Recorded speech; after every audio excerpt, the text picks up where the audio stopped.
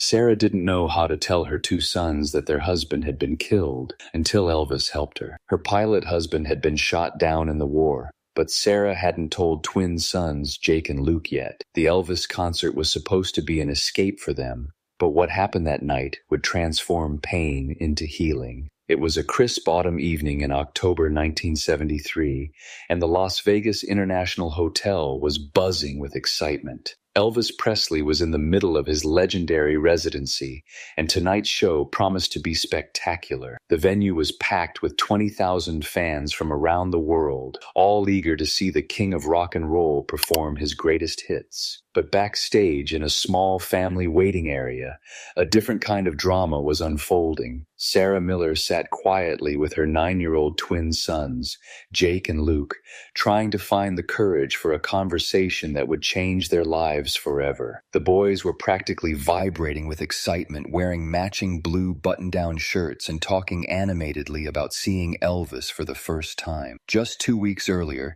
the Miller family had been whole and happy. Captain Robert Miller was an Air Force fighter pilot stationed at Nellis Air Force Base, just outside Las Vegas. He was a decorated officer who had served multiple tours of duty, but more importantly, he was a devoted father who adored his twin boys. Robert and Sarah had met during his first deployment, and their love story was like something out of a movie. When Jake and Luke were born, Robert said they were his greatest mission accomplished. Two perfect sons who looked exactly like him, with the same piercing blue eyes and mischievous smiles. The twins worshipped their father. Every time he came home from deployment, they would run to greet him, competing to see who could hug him first. Robert would scoop them both up, one in each arm, and spin them around until they were dizzy with laughter. "Boys," Robert would say, his voice full of pride, "you're going to be great pilots someday, just like your old man. But first, we need to celebrate being together." Robert was also a huge Elvis fan, a passion he had passed on to his sons. Every Sunday morning, the family would have Elvis breakfast, pancakes and bacon while listening to Elvis records. The boys would dance around the kitchen while Robert sang along, sometimes grabbing Sarah and spinning her around the room. "When I get back from this deployment," Robert had promised just before his last departure, "we're going to see Elvis live, all three of us boys, and the most beautiful woman in the world. That's a promise." But war has a way of shattering even the most beautiful promises. On a bright Tuesday morning, Sarah was doing laundry when two uniformed officers appeared at her front door. She knew immediately what their visit meant, but somehow her mind refused to process the reality. Captain Robert Miller's F-4 Phantom jet had been shot down during a reconnaissance mission over enemy territory. Despite an extensive search and rescue operation, there had been no survivors. The love of Sarah's life, the father of her children, was gone forever. The boys were at school when the news arrived, completely unaware that their world had just been shattered. Sarah spent the day in a daze,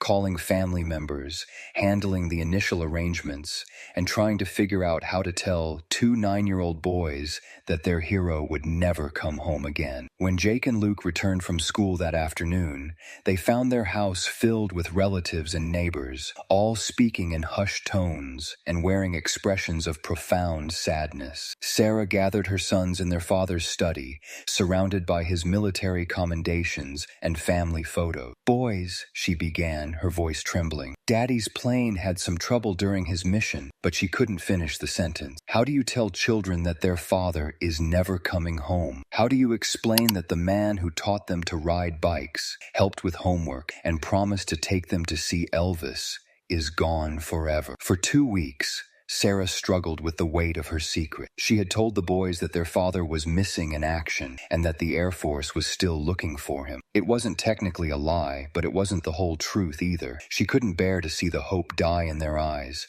couldn't face the responsibility of taking away their father and their dreams all at once. But Sarah knew she couldn't keep the truth from them much longer. The boys asked about their father every day, wondering when he would come home, whether he was safe, and most heartbreakingly, family, whether they would still get to see Elvis together as he had promised. The Elvis tickets had been Robert's last gift to his family, purchased weeks before his final deployment. He had spent months saving up for the best seats in the house, front row tickets that cost more than his monthly salary. The concert was supposed to be their reunion celebration, their chance to make new memories together. Now, Sarah faced an impossible choice. Cancel the concert and disappoint her sons, or take them to Las Vegas and somehow find the courage to tell them the truth. Every fiber of her being wanted to protect them from this pain, but she also knew that Robert would have wanted his boys to see Elvis, even if he couldn't be there with them. After days of agonizing indecision, Sarah made the choice that would change everything. She would take Jake and Luke to Las Vegas, and somehow, some way, she would find the strength to tell them about their father. The drive from their home near Nellis Air Force Base to the Las Vegas Strip should have been exciting for the boys. Jake and Luke pressed their faces to the windows, marveling at the bright lights and bustling crowds. This was their first time in the heart of Las Vegas, and under normal circumstances, they would have been bouncing with excitement. But Sarah's somber mood cast a shadow over the trip. She tried to smile and respond to their questions, but the weight of her secret made every interaction feel forced and unnatural. The boys began to sense that something was wrong, though they couldn't quite put their finger on what it was. "Mom, are you okay?" Luke asked as they checked into their hotel. "You seem sad," Jake added, his young face creased with concern. Sarah pulled them both close, fighting back tears. "I'm just thinking about Daddy," she said, which was the absolute truth. "I miss him a lot." "We miss him too," the boys said in unison, their voices small and hopeful. "But he'll be back soon, right? And then we can tell him all about seeing Elvis." Sarah's heart broke a little more with each innocent question, each expression of hope and faith in their father's return. Thanks to Robert's military connections and the special circumstances of their situation, Sarah had managed to arrange for backstage access before the show. She hoped that meeting some of Elvis's crew members might distract the boys and give her a chance to gather her courage for the conversation she could no longer avoid. The backstage area was bustling with activity as crew members prepared for the show. Jake and Luke watched in wonder as technicians adjusted lights, sound engineers tested microphones, and security personnel coordinated the evening's logistics. For a few minutes, they seemed to forget their concerns about their mother's strange mood. But Sarah's anxiety was becoming more apparent by the minute. She kept checking her watch, fidgeting with her purse, and staring off into space. The weight of keeping such a devastating secret was taking its toll, and she knew she was running out of time. A kindly crew member noticed Sarah's distress and approached her with concern. "Ma'am, are you all right? You look like you could use some help." Sarah tried to smile, but the effort was too much. "My husband, my boy's father, he was..." She couldn't finish the sentence, but the crew member understood immediately. "Military family?" he asked gently. Sarah nodded, tears beginning to flow. "I haven't told them yet. I don't know how." As if summoned by Sarah's distress, Elvis Presley himself appeared in the backstage area, making his pre-show rounds to check in with his team. He was dressed in his iconic white jumpsuit, but his demeanor was relaxed and approachable as he chatted with various crew members. The crew member who had been speaking with Sarah immediately approached Elvis and whispered something in his ear. Elvis's expression shifted from casual friendliness to deep concern as he looked over at Sarah and her two sons. Without hesitation, Elvis walked over to where the Miller family was sitting. Jake and Luke's eyes went wide with amazement as their hero approached them, larger than life and radiating that famous charisma that had made him a legend. "Well, hello there," Elvis said, his voice warm and gentle as he knelt down to the boys' eye level. "You must be Jake and Luke. I've heard some wonderful things about you." The boys were struck speechless, unable to believe that Elvis Presley was actually talking to them. Sarah watched through her tears as her sons experienced a moment of pure joy, temporarily forgetting all their worries and concerns. "And you must be their beautiful mother," Elvis said, turning to Sarah with an expression of understanding and compassion. I understand you've been carrying a heavy burden, ma'am. Elvis gestured for Sarah to step aside with him for a private conversation, while Jake and Luke remained mesmerized by the backstage activity around them. In a quiet corner, Elvis listened intently as Sarah finally found the words to explain her impossible situation. Their father promised to take them to see you, Sarah said through her tears. It was going to be his homecoming gift, but his plane was shot down 2 weeks ago, and I haven't found the courage to tell them yet. I keep hoping for a miracle, but I know the truth needs to come out. Elvis nodded gravely, his own eyes filling with emotion. Ma'am, I can't imagine the strength it's taken to carry this burden alone. Your husband sounds like he was a true hero, and those boys are lucky to have a mother who loves them so much. He paused, collecting his thoughts. Would you like me to help you tell them? Sometimes it's easier when the message comes with love and support from unexpected places. Sarah looked back at Jake and Luke, who were now chatting excitedly with some of the crew members about guitars and stage equipment. The thought of shattering their innocence and hope was almost unbearable, but she knew Elvis was right. They deserved to know the truth, and they deserved to hear it surrounded by love. How? Sarah asked, her voice barely a whisper. Let me think about that, Elvis replied. But first, let's get you and the boys to your seats. I have a show to do, but this performance is going to be very special. I promise you that. An usher escorted Sarah, Jake, and Luke to their front row seats, the same tickets that Robert had purchased months earlier with such hope and excitement. The boys were still buzzing from their backstage encounter, chattering non-stop about meeting Elvis and seeing all the behind-the-scenes activity. Wait until we tell Dad about this, Jake exclaimed, his face glowing with happiness. He's never going to believe we actually talked to Elvis, Luke added, bouncing in his seat with excitement. Each mention of their father felt like a knife to Sarah's heart, but she tried to smile and share in their joy. Around them, 20,000 Elvis fans filled the venue, creating an atmosphere of electric anticipation. The energy was infectious, and for a moment, Sarah allowed herself to imagine that Robert was there with them, sharing in this magical experience. But the weight of reality was never far away, and Sarah knew that before the night was over, she would have to find the courage to change her sons' lives forever. The lights dimmed, and 20,000 people erupted in cheers as Elvis took the stage. He looked magnificent in his white jumpsuit, commanding the attention of every person in the venue with his presence and charisma. Jake and Luke were on their feet immediately, clapping and shouting along with the rest of the crowd. Elvis opened with "That's All Right," and the entire venue became electric with energy. People danced in their seats, sang along to every word, and lost themselves in the magic of live performance. For Jake and Luke, it was everything they had dreamed it would be and more. But as Elvis moved through his set list, Sarah noticed something different about his performance. He kept glancing down at their section, making eye contact with her and the boys.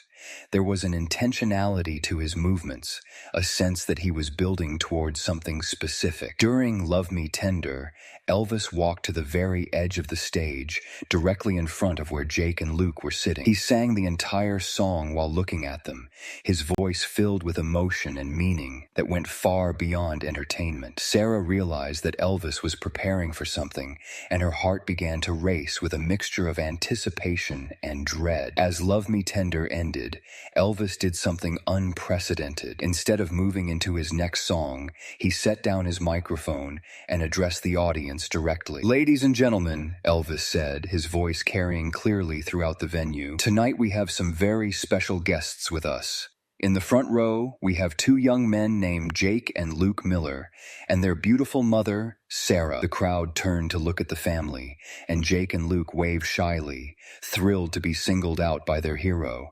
But Sarah felt her stomach drop, knowing that Elvis was about to help her deliver news that would change everything. "Boys," Elvis continued, speaking directly to Jake and Luke, "your mother has something very important to tell you, and she asked me to help her share it. Sometimes the most important conversations happen in the most unexpected places, surrounded by people people who care about you." The twins looked confused, glancing between Elvis and their mother with growing concern. Sarah stood up on shaking legs, her heart pounding so hard she was sure everyone could hear it. "Jake, Luke," Sarah began, her voice trembling but determined. "Your father's plane. It didn't just have trouble. He isn't coming home, boys. Daddy died serving our country, and he died a hero." The silence that followed was deafening. 20,000 people held their breath as two young boys processed the worst news of their lives. The impact of Sarah's words hit Jake and Luke like a physical blow. For a moment, they simply stared at their mother, their young minds struggling to process what she had just told them. Then, as the reality began to sink in, their faces crumpled with grief and confusion. "No," Jake whispered, shaking his head. "No, you said he was missing. You said they were still looking for him." "Daddy promised he'd come back," Luke added, his voice breaking. "He promised we'd see Elvis together." Both boys began to cry, the kind of deep, heartbroken sobs that only come from profound loss. Sarah immediately moved to comfort them, but Elvis surprised everyone by stepping down from the stage and approaching the family. The entire venue watched in respectful silence as Elvis knelt beside Jake and Luke's seats. "Boys," he said gently, "I know this hurts more than anything you've ever felt, but I want you to know something important about your daddy." The twins looked up at Elvis through their tears, desperate for any words that might make sense of their pain. "Your father was a pilot, which means he spent his life in the sky, closer to heaven than most people ever get. And I believe with all my heart that he's up there right now, watching over you, watching this concert, and feeling so proud of his brave boys." Elvis stood and addressed the entire audience. "Ladies and gentlemen, Captain Robert Miller gave his life serving our country, and he left behind two incredible sons who are showing us all what courage looks like. I'd like us to honor his sacrifice with a moment of silence, followed by a song that I believe he would have wanted his boys to hear." The silence that followed was profound and sacred. 20,000 people stood in tribute to a fallen hero they had never met, united in their respect for his sacrifice and their sympathy for his family. Jake and Luke stood between their mother and Elvis, tears streaming down their faces, but somehow finding comfort in the collective love surrounding them. After the moment of silence, Elvis spoke again. "This next song isn't just for Jake and Luke, or even for their father. This is for every person who has ever lost someone they loved, and for everyone who believes that love never truly dies." Elvis began to sing "It's Now or Never," but his voice carried a different quality than usual, deeper, more emotional, filled with the weight of real life and real loss. As he sang, he kept his eyes on Jake and Luke, pouring all his compassion and understanding into every note. The crowd listened in reverent silence, many wiping away tears of their own. This wasn't just a performance anymore.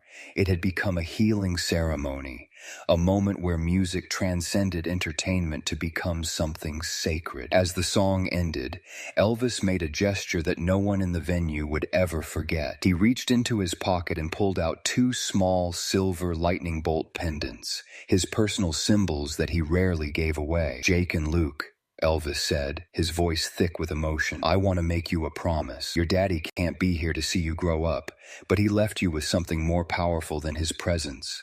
He left you with his love, his courage, and his dreams for your future." He placed one pendant around each boy's neck. "These are very special to me, but they're going to be even more special to you. Every time you look at them, I want you to remember that your father's love is still with you. He's in every sunset you see, every song you hear, and every moment when you choose to be brave." Elvis looked directly into their eyes. "And I'm making you another promise. Your daddy wanted to bring you to this concert, and even though he can't be here in person, his love made it possible for you to be here tonight. That's the power of a father's love.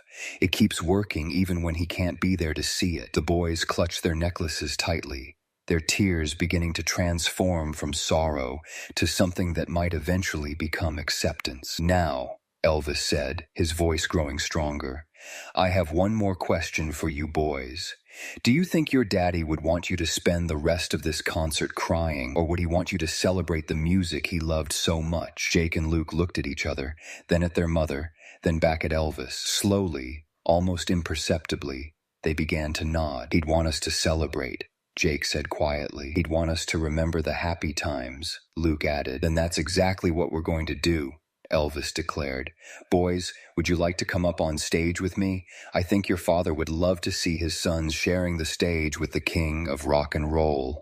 The invitation was unexpected and wonderful. With Sarah's encouragement, Jake and Luke climbed onto the stage, where Elvis positioned them on either side of him. The crowd erupted in supportive applause, cheering not just for Elvis, but for two young boys who were finding the courage to celebrate in the midst of their grief. What was your daddy's favorite Elvis song? Elvis asked them. Hound Dog, they said in unison, small smiles beginning to appear through their tears. Well then, Elvis grinned, let's give him the best version of Hound Dog he's ever heard. What followed was one of the most joyful and healing moments in concert history. Elvis launched into Hound Dog with Jake and Luke by his side, and gradually the boys began to participate. At first, they just swayed to the music, but as the song continued, they began to clap along, then dance, and finally, they started singing. Their voices were small compared to Elvis's powerful vocals, but they carried something even more powerful: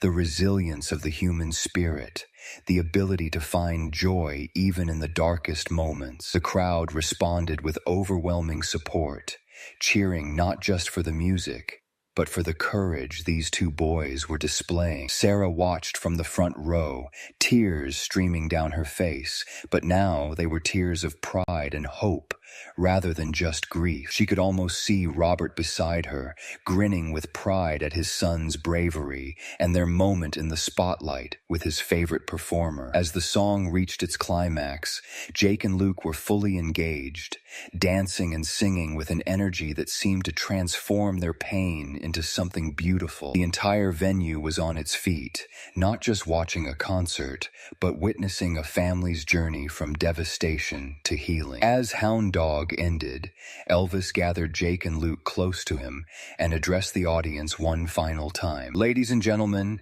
these two young men have shown us something extraordinary tonight. They've shown us that love is stronger than loss, that courage can grow from heartbreak, and that music really can heal wounded souls. He looked down at the boys. Jake and Luke, your father's final gift to you wasn't just these concert tickets. His final gift was the love he put in your hearts, the strength he built in your spirits, and the knowledge that no matter what happens, you are never alone. The crowd responded with a standing ovation that lasted several minutes. As Elvis walked the boys back to their mother, the entire venue seemed united in love and support for this family that had faced the unthinkable and found a way to move forward. That night changed everything for Jake and Luke Miller. They returned home to a world without their father, but they also returned with something new: the knowledge that they could survive even the most devastating loss, and that love and music could provide healing even in the darkest times. The boys kept Elvis's lightning bolt necklaces with them always,